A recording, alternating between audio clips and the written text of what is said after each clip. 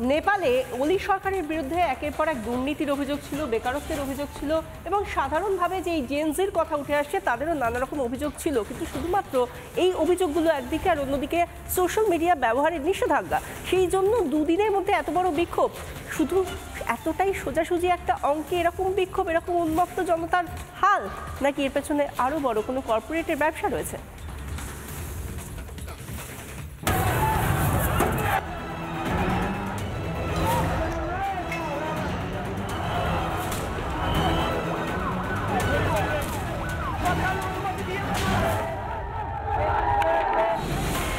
মাত্র দুদিনের আন্দোলনে সরকার পতন নেপালে।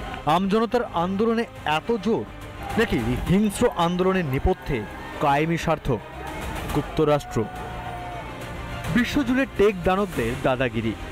উপমহাদেশীয় দেশগুলিতে যাদের বড় বাজার, সেই বাজারে হাত পড়লে ঘুম ওড়ে ধন কুবেরদের।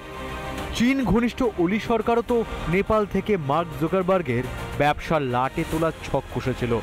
নিষেধাজ্ঞা জারি হওয়া ২৬টি সোশ্যাল মিডিয়ার তালিকায় নাম ছিল ফেসবুক, হোয়াটসঅ্যাপ এবং ইনস্টাগ্রামের। ছিল ইউটিউব, এক্স হ্যান্ডেলও। অথচ নেপালের জনসংখ্যার বড় অংশ ছিল সোশ্যাল মিডিয়ার ব্যবহারকারী।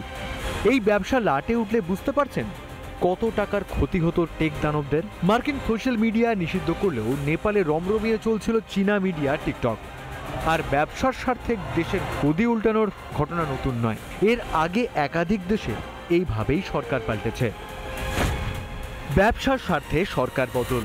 ১৯৫৩ সালে ইরানের প্রধানমন্ত্রী মোহাম্মদ মোসাদ্দেক গদিচ্যুত হন। অপারেশন অ্যাজাক্সের নেপথ্যে আমেরিকার গোয়েন্দারা। তৈলখনি জাতীয়করণ নিয়ে ইরানের ওপর চটে আমেরিকা। ১৯৫৪ সালে গদিচ্যুত গুয়েতেমালার প্রেসিডেন্ট জেকব আরবেনাজ। মার্কিন সংস্থা ইউনাইটেড ফ্রুট কোম্পানির স্বার্থ ক্ষুণ্ণ হয় সে দেশে। অপারেশন পিবি সাকসেস চালায় মার্কিন গোয়েন্দারা। ১৯৭৩ সালে গদি হারায় চিলির সালভাদর আলেন্দা। নেপথ্যে আমেরিকার গোয়েন্দা সংস্থা। একইভাবে ইরাক, নিকারাগুয়াতেও গদি উল্টায়। তবে কি নেপালের নির্বাচিত সরকারের ঘটি উল্টে লাভ বিশেষ কোনো শক্তির? এই যে নেপালে এই মুহূর্তে ঘটনাটা ঘটছে, এটা 100% ইউএস ইঞ্জিনিয়ার্ড একটা রেভলিউশন। ভারত এবং চীনের একটা গুরুত্বপূর্ণ বাণিজ্য করিডোর, এটা আমেরিকা কিছুতেই মেনে নিতে পারছে না এবং গাত্রদাহ হচ্ছে বলেই তারা নেপালে একটা ডোমেস্টিক সমস্যা সৃষ্টি করে দিল।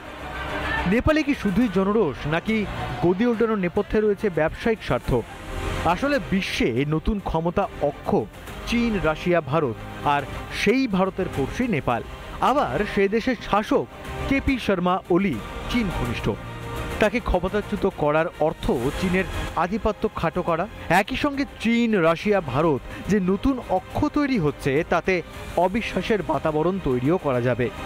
তবে কি চীন, রাশিয়া, ভারতের এই ত্রিশক্তি আমেরিকার চক্ষুশূল? তাই তাদের বার্তা দিতে নতুন মাস্টার স্ট্রোক আমেরিকার। রিপাবলিক বাংলা।